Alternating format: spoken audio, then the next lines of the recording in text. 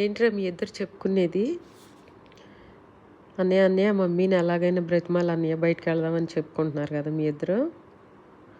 లేదు లేదు, అసలు మీరు ఎంత ప్రాధేయపడి అడిగినా, పడుకొని అడిగినా, కూర్చొని అడిగినా, నిలబడి అడిగినా, ఎలా అడిగినా, ఇద్దరు చలిలో ఉండి అడిగినా తీసుకెళ్ళేది లేదమ్మా. Rule is rule, rule for all.